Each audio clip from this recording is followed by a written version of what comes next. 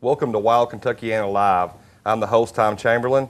I have some really good guests this week. You can also get us on Facebook at Wild Kentuckiana Live. Ask us questions, very interactive. We'll answer some questions. We'll take your questions. But right now, we got Mr. Rodney Rudd. Rodney, I appreciate it.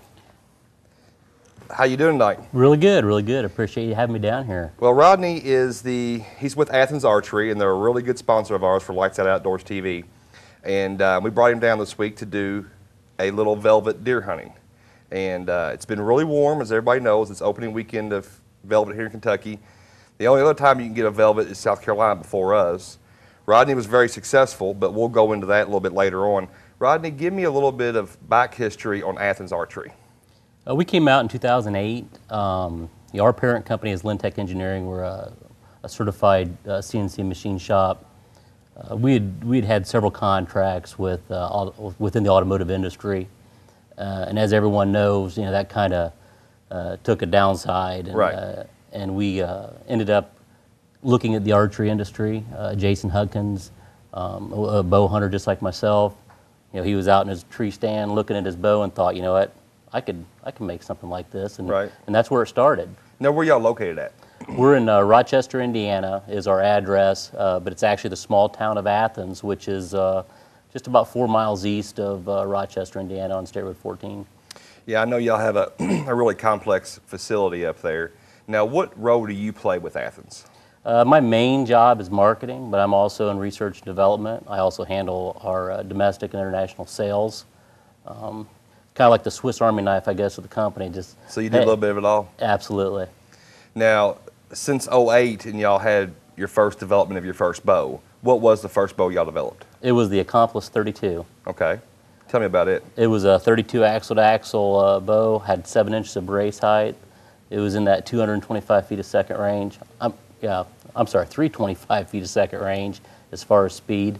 And it used a 2-track cam system. And we pretty much stayed within that same area of specs on bows. Now, I'll tell you what really, I was at the ATA show this past year, and of course, for those who don't know, it's the Archery Trade Association. Last year it was in Indianapolis. Correct. It was like 9 degrees. It was. And we were looking for a new bow sponsor, and we shot everything on the market from Elite. We were already with Matthews. We shot Bowtex, we shot Obsessions, we shot Athens. And what stood out to me on the Athens versus everything else was the wall. You actually had to force it down. Some other bows I'd shot, they wanted to creep on me a little bit. The Athens will not do that. What technology allows you to have that solid wall, if you can tell me? It's the 2-track cam system that utilizes draw stops. Mm-hmm. So you have a stop that comes around, makes contact with the limb, and it does not allow the draw to go any further. It stops right there. And the feeling you're talking about is the valley in the bow. It's where, where the cam drops off, where it goes into its let off. So you go from peak weight to let off. The draw stop hits, and that's considered the valley. And some bows, a lot of the speed bows, there's very little valley, so it feels like you're at full draw and it wants to take off on you. Right. A lot of people don't like that. People like that little forgiving amount of valley there and a solid wall, so it doesn't feel real spongy. I mean, you're locked back, and when you're ready to go, you're ready to go. It doesn't take off on you. A little story. What we finally got the chance to hook up, and you jumped on board with us, and we were so proud to have Athens Archery as our bow sponsor. I had my bow like 2 days, and I went to Alabama. And we were going down there to hog hunt. Me and David Dome from Lights Out Outdoors was going down there for a hog hunt. And it was really, really weird because I wasn't real comfortable with the bow yet. And I had shot one previously with another bow and didn't have but that much penetration at about 40 yards. When I shot this one at 60, I had about that much penetration. Now, the speed is unbelievable. When that thing leaves, it's gone. And it was so fast, great penetration with a Swiker broadhead, bam, it was done and over with. And we just couldn't believe it. I mean, because those hogs are tough to kill. Absolutely. Now, what's your favorite hunt you've been on with your bow? Probably Arizona. Last year I was fortunate to go out and hunt with some good friends in Tucson. And I always wanted to shoot a Coues deer. Some people call it cow's deer. I think that's actually how it's pronounced. Most people call it Coues, but they're a whitetail variety of that area. They're only found in New Mexico, Arizona, and Mexico. And they're just about half the size of our whitetails here in the east. Very hard little critters to get on, and I killed one. Very happy with that. Now that Arizona trip, that's some tough hunting. I mean, it's up and down mountains. You got a pack on, you got your bow, and I'm sure you fell a whole lot. Oh yeah, and everything's got stickers, cactus. I mean, everything bites you out there. Now, how's that bow hold up when you hit the ground like that? Oh, it holds up excellent. I mean, these things are built tough. They are. I can testify that because I've already dropped mine out of my stand last year, and it still shot like it did before I dropped it out of the stand. Now, we went into a little velvet hunt this weekend. You got down here on Friday, and it was still, what, 94, 95 degrees? Yes, sir. We get up at 4 a.m. We get into the, head out to the stand, and it's still 75 degrees at 5 a.m. And tell us a little bit about your experience on this velvet hunt, your first velvet hunt. Yeah, first velvet hunt, and first time hunting with a cameraman. You know, most of my hunts have been by myself, so that was a little bit different. You know, we got out there and got set up, and like I said, it got really hot. You know, the mosquitoes flying around, but had a doe come in early. Things just kind of shut down early in the morning. I think, you know, it just got hot so quick. Yeah, there was a little action. You know, we had your buddy Joel here with us. Absolutely. And I know he's been a lifelong friend of yours, and y'all do a lot of hunting together. Both of y'all, being from a little bit up north, aren't used to this heat and humidity down here. Yeah, absolutely. It takes it out of you really quick if you're not from here. But after the break, we're going to get in a little more on this hunt here and the excitement you had on your first velvet hunt, and you know, lights out, and Wild Kentuckiana Live was proud to be a part of that. So stay tuned after this commercial break. We'll be back and we'll talk more about his velvet hunt, and then we're actually going to show you his bow that he can show us a little bit of dynamics on. Sound good? Sounds great. Welcome back. We understand we had some technical difficulties, and we apologize for that. They are now cleared up and taken care of. If you didn't catch it in the beginning, we have Rodney Rudd here from Athens Archery. He referred to himself as a Swiss Army knife of job qualities and control you have over there, from marketing, domestic, international sales. What else you do over there? Product development. Product development. You kill stuff. I kill stuff. Right. Now, before the break, we were talking about your Kentucky velvet hunt with us actually yesterday. Yes, sir. So it was super hot. Just a little recap. It was, you know, heat index right about 100, 102. You northern boys ain't used to this heat down here. So tell me what happened when you and David was in the stand. You had David Doan on camera with you, first time you'd been on camera. Now go through the process of what happens when these deer come in.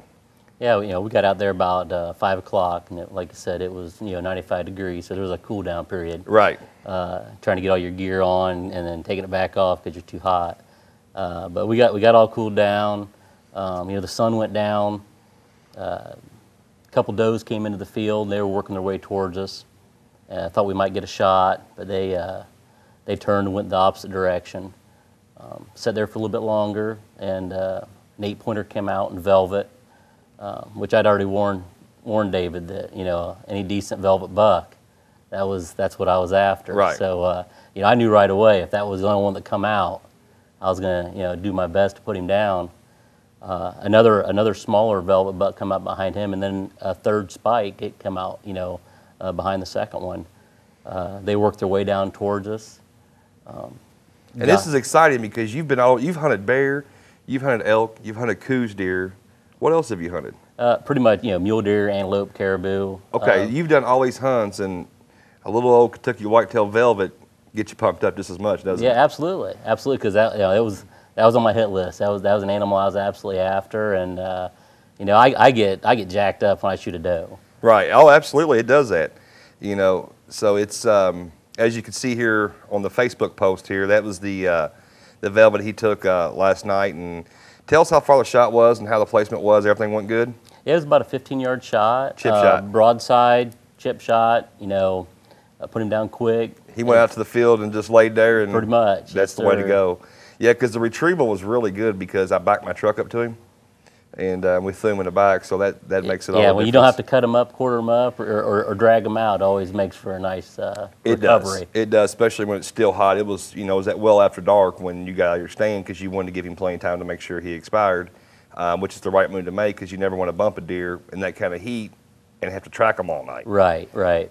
So you did the right thing by staying, and you and David got down and gave me the phone call, come get you, and that's what we did. Now, congratulations on that, by the way, Oh, man. thank you for. I was proud to be a part of that with Lights Out Outdoors, and our whole staff was proud.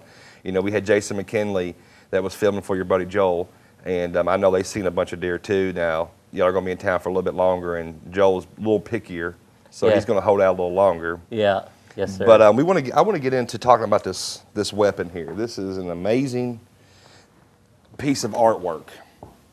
Now, can you go through a little bit and show us the folks at home a little bit on the design of what you got going here, and the product development that y'all done with this? Sure. This is our flagship bow for 2015. It's the Athens Solus. It is our first split limb bow that we developed. All bows in the past have been a solid limb. We went to a split limb this year for the flagship. This bow is 33 inches axle to axle. It's got a 6 3/4 inch brace height. It's right at 330 feet a second. It's got the same 2-track cam system that you love with the draw stops that come around and connect. And this is the exact bow that I'm shooting. I'm shooting the same model, and I couldn't be happier with it. So you got good speed. The bow is super quiet. When we were at the ATA show, other manufacturers come in, they test, they want to see what you got also. Right. That was the #1 compliment to us on the bow was, man, this thing is the quietest bow at the show by far. And it really is. It's super quiet.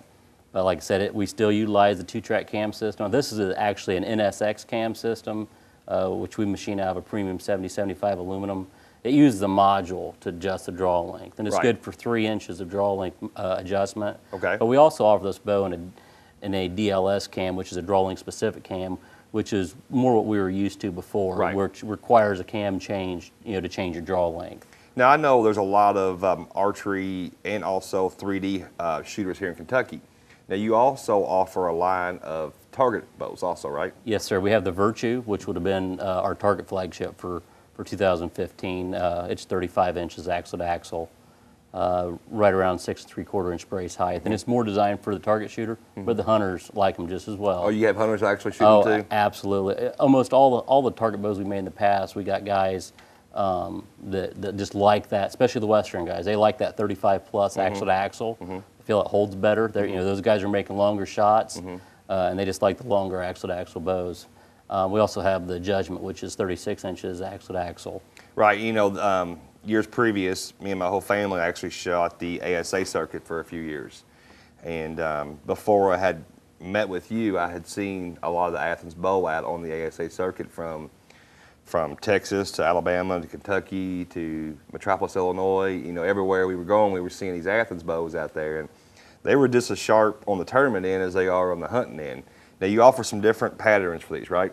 Yeah, standard is black powder coat, or Next Vista Black is our camo pattern of this year.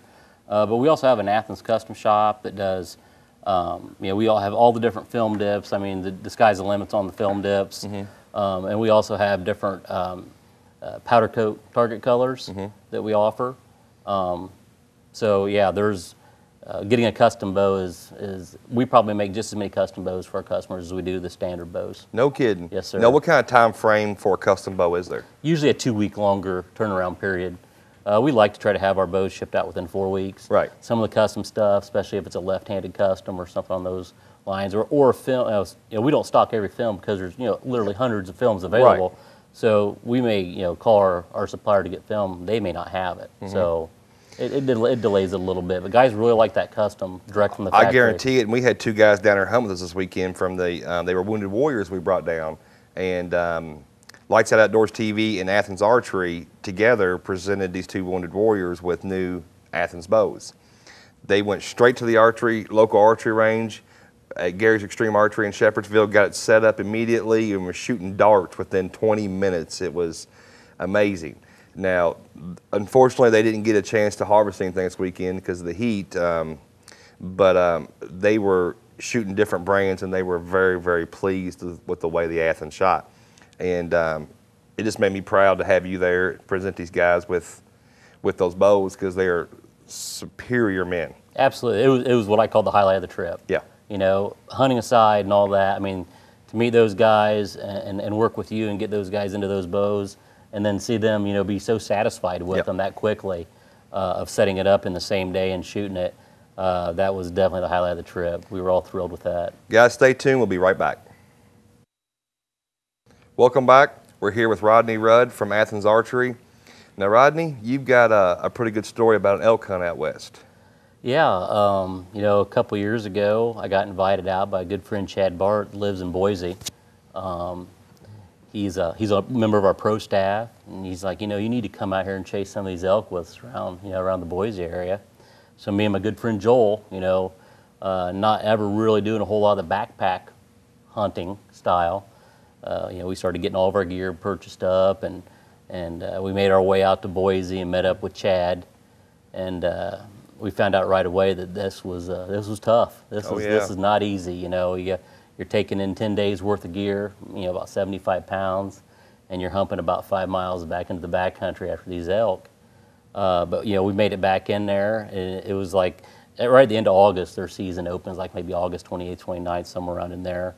Now, what's the temperature that time of year? In the valley down in Boise, about 100 degrees. But, up in the mountains, you're looking at 60s for the highs, and it would get down in the teens sometimes at night. As a matter of fact, I just talked to the guys. They got ran out of the mountains just last week because of snow. Wow, we'll take some of that right now. Yeah, absolutely. So, yeah, we got on that first elk hunt, and, being a boy from Indiana, any elk was going to be a fair game as far as I was concerned. But we got down in there that first morning and actually had some cows and calves come in. I was thinking about it, I was thinking real hard about sending an arrow, but I held off until that evening hunt around 4 or 5 o'clock in the afternoon. Had a spike bull come in, 17 yards. I was shooting the Athens accomplice, actually, and it gave me a perfect broadside shot. And I discovered, at 17 yards, all your pins will fit in the kill area. Right. Didn't have to pick a pin; they were all there. Yeah. I made a good shot, and we recovered him right away. And we were packing out of there, which that's a whole experience for someone that hasn't packed out, 100 pounds of elk meat. How do you do that? We deboned everything. If you can't eat it, we ain't taking it out. You don't want to haul it because we had a couple miles back to camp, and then it was another 5 miles back to the truck. And those temperatures are going to warm up, so you get that meat cool, so you get it off the bone as fast as possible. Your goal is to get it back to camp and get it cooling as quick as possible. And on our way back to camp that night, I'd stepped up over a log and my left knee just gave out. And I went down and I couldn't get back up. Man, my knee just swelled right up. And how far were you from the truck? We were probably 6 miles from the truck, a mile from where we needed to get to our base camp, and then a 5-mile pack out. The next, so we got all this elk meat. My buddy Joel and my good friend Chad, they split that meat up, and I pretty much just kind of hauled myself out, kind of dragging my left leg with me. Of course, it was all vertical back to base camp. Mm-hmm. We camp high and hunt down low. Right. But we made it back to camp, and I was feeling pretty bad. The next morning, those guys got up. I had another guy come in. The three of them packed my meat out to Boise, left me in camp. They left in the dark, and they got back in the dark. And that was the first day of a 10-day hunt, and we spent the next 9 days in there hunting. Me, not so much hunting, but... So you had to spend the other 9 days recouping that knee? Yeah, absolutely. We drove out there. It's a 30-hour drive. We got back home, went and saw a surgeon. South Bend Orthopedics. I'm from northern Indiana, so we're right there in Notre Dame country. Went and saw one of the best... Go Irish. Yeah, absolutely, go Irish. One of the best surgeons around. He told me, you definitely got meniscus issues. We'll get you in for surgery. Got me in right away. I woke up out in recovery. He said, yeah, we got your meniscus fixed, but, we also discovered your ACL is completely detached. So I had double knee surgeries within about 6 weeks. So that's an elk hunt you'll never forget. And I got the scars to prove it, That is crazy. Now tell folks at home that, would like to look at your bows more and find out more information on IBO speeds and the different bows you have. Where can they go and find this information? You can go to our website, which is www.athensarchery.com. Mm-hmm. Our website's on there. We have all of our products, all the specs, the prices. Now, our bows, you cannot buy those direct. You have to go through an Athens dealer, which we have about 350 dealers around the country. And if you can't find a dealer, we have a dealer locator. You plug in your zip. It's going to show you the closest dealer. And if they can't take care of you, you can contact us, and we've got some other dealers that will take care of you. They don't have a problem with shipping the product out. So I mean, that's the best way to to really visit what we have and see the products that we have. And you have a Facebook page, also. Absolutely, Facebook and the Twitter and Instagram and all that stuff. Right, and we can, as at Lights Out Outdoors TV, we can verify the awesomeness of that bow, and it's a wonderful bow. And you can contact us on our Facebook page, or you can give me a call, and I'll be glad to get you in the right direction on hooking you up with an Athens bow, because I don't know if I'm only going to shoot any other bows, but Athens from now on. I know y'all got some new stuff probably coming out at an ATA show and for 16. Yeah, that's right. Now what we're doing, we're doing the product development. We're getting those bows tested and ready for a January release of next year. We'll definitely be guinea pigs if you need somebody to try the new bow out before it hits the market. I'd be glad to. Excellent. I'll definitely step up and do that. Rodney, I really appreciate you coming in, man. I know you're here for a few more days, and we're glad to have you. You're always welcome here with Lights Out, and you're always welcome to come back on the show. And coming up next, we got, well, first of all, I want to get a shout out to my dad, Bob Chamberlain. It's his birthday. Dad, love you. As soon as it cools down, we're going to get in the deer stand, and we're going to knock some does down. If it wasn't for him, I wouldn't be doing what I'm doing now. I mean, my dad had got me into hunting when I was young. And I can remember him and Grandpa taking me squirrel hunting, and I was tore up from there on out. So if it wasn't for him, I wouldn't be getting to do this. So I owe him everything. But also, our next guest coming up, and he's a fan favorite for a lot of people. He drives the Women Wild.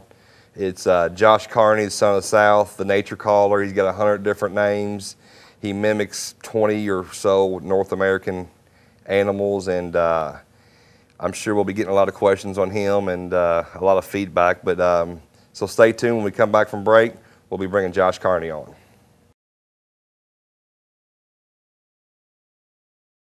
Welcome back, folks. We got a special guest here, a good friend of mine, Josh Carney. What's up, Tom? What's up, brother? How you doing, man? How you doing? I'm glad to have you in Kentucky with Athens here and the pleasure. Wounded Warriors. It's been great, man. Trying to get a little hunt together for all of us together. We had a lot of fun so far. So tell me what's been going on.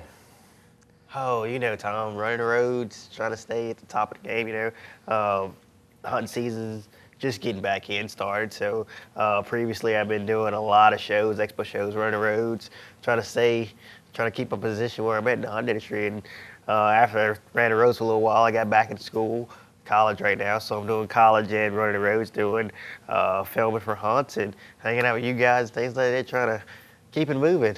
I tell you what, Josh, the main question that when everybody found out that I was going to have you on this week, of course, I know you hear us everywhere you go.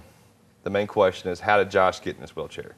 Now, first of all, I want to let everybody know this wheelchair does not stop Josh from doing anything. We have done a lot of stuff together, and that wheelchair has never slowed him down. So to answer everybody at home, they really want to know, how did you get here? I'm in a wheelchair? You're in a wheelchair. I didn't know that. You didn't know? No. That's heartbreaking news, Tom. Right. All right, so growing up, I was always in hunting and fishing, and I grew up, small game hunting with my family, and every morning I'd wake up, be like, okay, it's hunting season, let's go hunting. I mean, my dad had a pack of rabbit dogs, so I was like, let's go chase rabbits. And from there, I just got addicted to being in the outdoors and just being in that environment. God's country is the best place to be. Absolutely. And so just listening to those rabbit dogs run to chase a rabbit was like music to my ears, and it was the best feeling that I had. I wanted to, be in the outdoors more than what I was. So I was like, okay, well, what else can I do to be in the outdoors and be out there all the time? So I watched TV and shows like yours, and I seen deer hunting. I was like, man, those guys go out in the woods, they set up a stand, kill a big buck in 30 minutes. I can do that. It's TV, right? Right. So I was like, all right, fine, I'll go do it. So like I said, my family was a small game hunting family, so we didn't know anything about deer hunting. So I had to teach myself how to deer hunt. I mean, I read books, watched television and magazines and things like that, and I studied on it and had to actually teach myself how to deer hunt. Right. And one day I was, 11 years old. I picked up my dad's 30-06, like, hey, I'm going deer hunting. And he had a good friend of his. He said he had a place to deer hunt. It's like, all right, well, I'm going to go sit on the stand and see what I can do. And that afternoon, I killed my first deer, and it was a buck, and since then, I was hooked. Right. And it's addicting once you get hooked. Oh, it absolutely is. Yeah. It's the way it is. It's how all of us, everybody that's usually that are hunters, get started by their family. Yeah. Grandpa, uncle, older brother, dad, somebody in the industry got them to go out and taught them what they need to learn, And we all learn. We still learn. I don't care how many years you've been deer hunting, you're still going to learn. If you're turkey hunting, you're still going to learn. You know, you're going to make mistakes. You're going to figure out things you should and should not do. And it's part of progression. It's part of hunting. You know, the best part of hunting to me is seeing that at sunrise. Oh, man. I mean, that wood's come alive. Birds start chirping. Squirrels start barking. I mean, it's just amazing. Now, you had an unfortunate accident. You know what? I wouldn't even say it was unfortunate, you know? Back then, I looked at it as an unfortunate accident, but right now, I really can't complain about it. Right. So, I mean, so back to finishing where I was, I mean, so after deer season, I was like, okay, well, I want to continue my hunt. I want to be out and outdoors all the time. So I got back to watching television, and television is like the absolute devil, unless you're watching hunting shows. Right. That is God, I mean, goddess. So I was watching turkey hunting on TV, and the guys that go out there, little box calls and scratch calls, and make these little turkey cluck noises. I'm like, that sounds pretty cool. I want to do that. And you kill a bird in 30 minutes, it's over with. It's like, it's easy. Everything's 30 minutes on TV. Yeah, it's easy. Anybody can do that. So I go to Walmart and I buy these little slate calls and box calls, and they sound absolutely horrible. Right.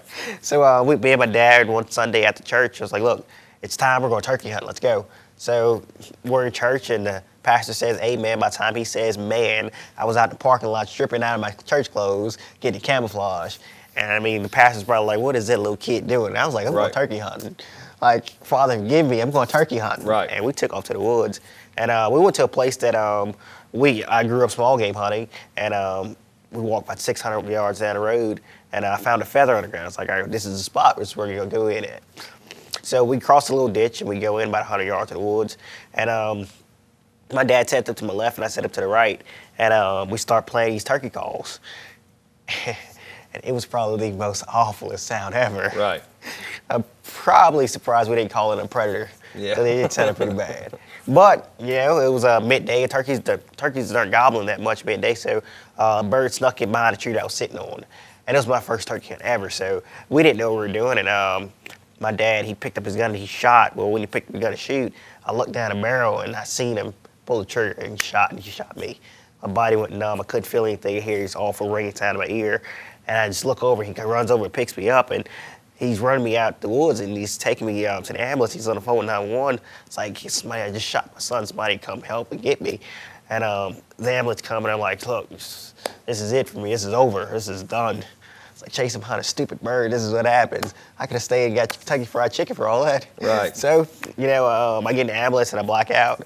And once that happens, I wake up, and there's this big, bright light above me, and this beautiful lady sitting over me. She's like, he's awake. I'm like, are you an angel? She's like, no, I'm the nurse. I was like, dang, girl, I was trying to get your wing number or something. And unfortunately, I didn't get her wing number. Right. But she was a goddess. 13 years old, she was out of my lead anyways. Right. But yeah, the doctors came in and everything like that, and they like, okay, well, we're gonna do some more surgeries on him. You're gonna cover, and in the process, I coded twice, which is I died twice in the process. Then they finally got me stabilized, and you know, where I was able to sustain my body, and then they flew me out to New Orleans, and then from there I got did some more recovering, and they finally told me that I had to be in a wheelchair. Okay. And then from there, after that, they told me that since I had a breathing tube in my throat for so long, I wouldn't be able to talk. And I pulled it out and told the doctor he was wrong. Now, for people that don't know, you have the best outlook on life. You have been through the best and the worst. And that's who you are today. That's what made you who you are today. And, you know, you're always laughing, you're always joking.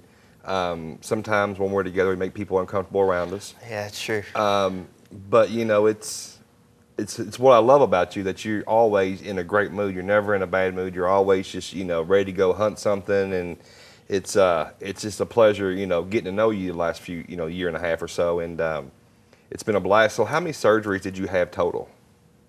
Oh, geez. Last I counted, it was like 15. 15. Yeah, something like that. Well, before we get into that, we're going to take a quick break, then we'll come back, and maybe I can convince you to make some sounds later on. We could try it. Stay tuned. Welcome back, folks. We got Josh Carney here, Son of the South, with us tonight. Now, Josh, before we went to break, we was talking about what I would have thought would have been a misfortunate accident, but turns out to you, it's okay. It's worked out for you. God has a plan for us all. It's pretty right, yeah. So you were saying, how many surgeries did you have? Man, I think I had like 15 surgeries last time I lost count, but it's been up and down. I mean, it's been crazy. I don't think I'm done there. You think you're going to have some more? Yeah. Well, hopefully it's during the off hunting season. Yo, I tell all my doctors, like, don't schedule any of my appointments during hunting season. Now, yeah, I know you're on the road. You're very independent. You Yes. know, you're very independent. I mean, you're from down south Louisiana, Yeah. and now you just moved to Tennessee, and you're starting college. Yes, sir. So you moved a lot closer to us. So get to do a lot more hunting together this year coming up. That's always been the trick is you were 16, 17 hours away from us. Yeah. Now you're 4, so now we can hook up and do a lot more hunting. I'll just be at your back door knocking when you get ready to go hunting. Well, you know you got an extra we have your bedroom set up for you. You're so nice, Tom. That's You're right. a great guy. I know. Great guy. Now, your claim to fame that everybody sees on Facebook and YouTube, and you're a YouTube hit sensation, is your ability to call or mimic animals. How did you come to be able to do that? Well, I was deprived as a child growing up, so I spent like a lot of hours in the zoo. Mm-hmm. Like my only friends were like the monkeys, the tigers, the bears, and things like that. No, I'm just kidding. But when I had my accident, I had a tube down my throat. Right. And the doctors came in and said, "You'd never be able to talk again." And when he said that, I was upset. I was like, well, "You're wrong." So I pulled a tube out my throat, and I was like, "You're wrong." Well, after I did that, it altered my voice, and my vocal cords never really matured because at 13 years old, I mean, it still had a high, raspy pitch to it. So my vocal cords never really matured. So about 2 years ago, I was at a expo show, and this guy was playing his turkey call, and it was a high pitch, that cadence, that high pitch cadence, that ear piercing, and he was trying to sell me the call. And I was like, "Look, man, I don't want to buy it." And he was like, "Well, what kind of call do you use?" I was like, "Man, I can do that with my voice." He's like, "Yeah, right, anybody can do that." And when he said that, I was like, "Well, I mean, I'd give it a shot." And so I did it, and the owner of the company turned around and said, "Is that our call?" He's like, "No, that's that kid." And they ran me away from the booth. Now, how old were you at the time? This was 2 years ago, so 21. 21, okay. So they pushed you away from the booth because your sound with no call sound better than their call. So let me hear what you gave them. Let's do it. So it was a turkey calling company that I was calling for, and it went a little something like this.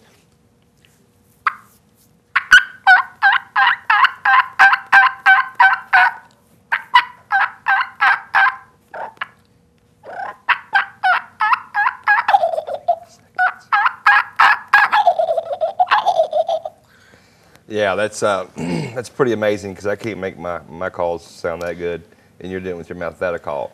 Now, do you get a lot of people say, "Hey, you really have a call? You're doing it with the call, not with your mouth." Do you get non-believers? Oh, I get a lot of non-believers, but you know what I tell them? I was like, "This is like the original flex tone because the call comes off my vocal cords." So Right. Now, when you're at all these ATA shows and these different trade shows all over the country, is the turkey call the most popular one that you're asked to do? It just depends on the person. Because I mean, a lot of people want to hear different sounds. I mean, I get asked to do turkey calls all the time, goose calls, and elk bugles, and all kind of crazy stuff. I know at the ATA show that we couldn't hardly even have a conversation because everybody would want to come up and hear you call, which, it was pretty cool to me that all these people are following around my little buddy Josh Carney wanting to hear him call. Now, give me a couple more calls. Let me hear your goose call. Goose call. I'll tell you what. This is where we're gonna have a little fun with this one. We're gonna have a Canadian goose, but think of two one-syllable words. Okay. And give them to me. Hot mom. Hot mom. I know it's right up your alley. Like the way you think, Tom. All right. Hot mom. Hot mom. Hot mom. Hot mom. Hot mom. Hot mom. Hot mom. Hot mom. It's awesome, man. Now, in honor of Rodney that just left as a big elk hunter, let me hear a bugle. Okay. We're gonna have to get down a little lower for this one. It's gonna get serious. Here we go.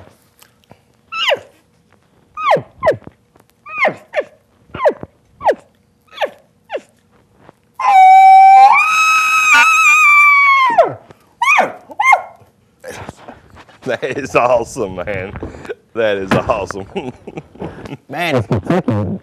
Geez, allergies here. Yeah, it's bad. If you're not from here, you're not used to it. Yeah. It takes about 2 years to get used to it. So, so what do you have here on the table? You've got is that a new sponsor of yours? Yeah, new sponsor. When it comes to bow hunting, I love shooting bow and arrow. I mean, it's phenomenal. I mean, it's just an extension of all what I look at. Right. I love putting it over my hand and shooting. And this trip here, I mean, it was fantastic to go out there and open the damn archery season. Right. I mean, we all look forward to opening the damn archery season. Absolutely. So when I got out, of the showrooms out of college and school and all that stuff, I was like, Tom, let's go hunting. Right. And I practice all year long. And what I like to do is, with me having a short draw length, I have to find some way to make up for the kinetic energy, make up for the penetration, and everything like that when I hit an animal. And because who wants to shoot an animal and not find it? Right. Absolutely, it's the worst thing in the world to do. Yeah. So what I do is, with short draw length and everything, I want to get a pass or a clean shot. That's okay. This is Kentucky weather's got you all messed up. I know how it is. So with weight on the front, you know, you get that penetration, but if you add extra weight on the back, you get way more penetration, Right. and you get that force going to the back. So what I did was I talked to New Fletch, and I picked up New Fletch as a sponsor of mine. So they sent me some New Fletch igniters, and man, these things are phenomenal. With that short draw length that I have, Right. it gives me the extra kinetic energy. I mean, I'm just blowing through everything. And that's good because a lot of people out there do have a really short draw length. You know, one of our staff members, Jason McKinley, and Brian Sneed, both of them are like 26, 27 inches. And when we ordered their bows, they from Athens, they first thought it was a woman's bow, and I always kind of ride them a little bit about, you know, they want to get you a woman's bow. So that's pretty cool that, you know, you can add that extra kinetic energy to blow through everything. So, well, stay tuned, guys. We'll be right back. We'll let Josh get a little cup of water right here, clear his throat, and we'll be back to talk to him again. Welcome back, folks. We're here with Josh Carney, the nature caller, son of the South, and many other names you go by. You feel a little better now after the break here? Yeah. This Kentucky weather, man, it's tough on a lot of people. It's horrible, man. It really is. Now, I understand last year at the NWTF show in Nashville, Tennessee, you had a really great surprise, and you know you got to do something real special. Tell us about it. You know, NWTF is probably one of my favorite events to attend. I mean, there's so many people there, are a lot of turkey calls, and you absolutely lose your mind if you're not a turkey hunter. Right. But I mean, it's a great show to attend. There's so many, you know, great people to meet and you see and talk to. And 2014, I had a chance to meet Michael Waddell, and this year at the National Call-Off, it's okay. Take your time, man. Get you something. We'll get you something else to drink if you need it. Man, this weather sucks. So, 2015 National Call-Off, Michael Waddell actually called me on stage to tell everybody who I was and things like that. I think it was the coolest moment ever. Yeah, I bet it was. I mean, it was, you know, everybody knows Bone Collector. Everybody knows Michael Waddell. You know, he's an icon in the hunting industry. And the few times that I've actually got to interact with him, he's been a really, really nice guy. And so I bet that was a big treat to get pulled up on there. And, you know, didn't you do a little, I guess, speaking of the Hall of Fame? I did. Banquet also? I did. Gary Mason, Outdoor Legends. Legends and Outdoors is Right. his name of the event. And all outdoor legends, I mean, the people that started the outdoor industry, I mean, all those guys there, it was really great to sit and, you know, be there, you know, showing my respect towards those guys, because without those guys, we wouldn't be where we are today. Now, who was there at that show? Oh, man, we had, it was Cuss Strickland, I met Tom Miranda, just so many. Yeah, a lot of legends. Yeah, I mean, a lot of legends, These yeah. guys have hunted all over the world and all over the country, and, I mean, they've got tremendous respect from all of us in the outdoor industry because they paved the way for us. Yes, they did. And they're still paving the way. They're not done. They're still, you know, they're still doing new stuff, and we're still trying to mimic them because they've been so successful in it. Now, Josh, for the people at home that may have a disability of some sort that want to get out and try to hunt, to fish, what would you suggest to them? Just get out there and do it. I mean, there are so many organizations out there that are willing to help someone get out in the outdoors and experience outdoors. I mean, go ahead and do a search. I mean, there's so many groups that are online. Facebook, social media is probably key for finding anything that you want nowadays. Right. So I mean, there are a lot of groups out there on social media sites, but my motto is just do it. I mean, if you want to, you're do very something, just do it. inspirational to a lot of people. You know, you're inspirational to me because there's times that it's too hot. I don't want to go do this. I don't want to go do that. And I'm thinking, well, heck, Josh Carney's out there getting it. Why can't I? And so you're an inspiration to me, but you're an inspiration to a lot of people that are out there hunting. So just go do it. Your model, right? The motto is just get out there and do it. That's what you got to do. I mean, the way I look at it, the way I look at it is you can't stop a man with the right mindset. Right. If he wants to do it, he's going to do it. So many people that tell him no, but if he doesn't tell himself no, then he's capable of doing anything he wants to do. You're right. I mean, because I've seen a couple of videos where you're actually hunting out of a raised blind, and you're actually with your upper body pulling yourself up in this blind. Now, I wouldn't suggest that for a lot of people. Now, I am a little crazy. I'll say that for sure. But yeah, I mean, there's something that I don't want to do. I put my mind to it. I'm going to do it. Now, what's been your favorite hunt so far? Oh, my favorite hunt so far. That's a tricky one, Tom. I've hunted everything from bear to wild hogs, and turkeys, and deer, and alligators. In Louisiana, I've hunted a lot of times. So it just depends on the season. Yeah, I know you've done everything. If you follow you on Facebook or Twitter, you are the selfie king. You have more pictures of yourself and more videos of yourself than anybody on the internet besides Kim Kardashian. Y'all are running 1 and 2 right now. And as you can see on TV here, we're scrolling through there, which is a little video we did right here before we started here. But I had to get on your selfie moment because I couldn't let you do it all by yourself at one time. You actually probably made that video look pretty good. Yeah, absolutely. Now, what hunts do you have coming up that you're aware of that you're trying to accomplish this year? This year, I mean, the way I just, like I said, I started college again. Right. So I'm in school 5 days a week now. And if my teachers let me, I'm probably going to slip out and try and do a few deer hunts for sure. I'll probably try and slip in a bear hunt here and there somewhere. I know I have a bear hunt in Arkansas, northwest Arkansas in October. So if I can get away with a teacher's pass, I'll get to do that one. Now, do they understand what you do actually for a living? You know what? On school campus, I don't really, I don't like telling people who I am. I mean, it's a totally two different lives that I live. I mean, because I don't want anybody to see me as like, he's famous or a celebrity. I don't care for that stuff. All that fame and stuff, I don't care for it. I mean, a lot of people let it go to their heads and things like that. To me, it's just a job. And I mean, I'm privileged to have the job that I have, Now, tell us, are you ever in the cafeteria and somebody comes and says, "Hey, man, can you do a goose call for me or anything?" Yeah. So this actually happened last week. We're at lunch, and there's a couple across from me, and they say, "You're the guy that's on just calls things like that." I said, "Yeah," and just like, "Well, can you do it for us?" I was like, "I'll do one if you do it with me." Oh. So it was kind of like a trickery thing. Right. And, she was willing enough to do it with me, and it was freaking fantastic. Everybody in the cafeteria looked around and looked like, what in the world's going on? Oh, I bet it was. I mean, you're not afraid to make a fool of yourself, and I've seen it on many times. Yep. Now, Josh, where can folks find you, get a hold of you, look for your videos? What do you suggest them going to do?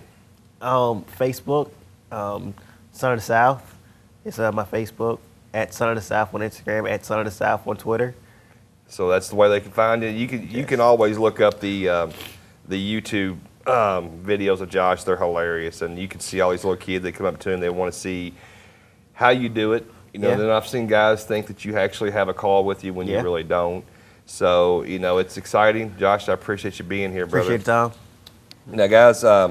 I'm going to talk a little bit about the Wild Kentuckiana Live format here. Like I said, it's a very interactive show. As we get going, we're going to be on every Sunday at 8 o'clock, and it's going to rerun several times throughout the week.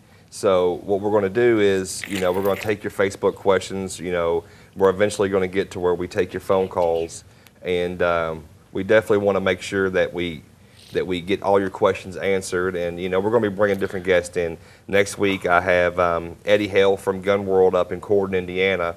He's going to show us how to make sure our bow is prepared for the upcoming season, or in Indiana, or the season that's already among us here in Kentucky. So we're going to go over that. I've got some Fish and Wildlife officers that are going to be coming with us, show us about habitat, show us about a little bit of everything. So, we really look forward to this format here, and we want to make everybody a part of it, and we really just can't wait to do it. So stay tuned next week. We have a really, really exciting show, and we'll see you next Sunday at 8 o'clock.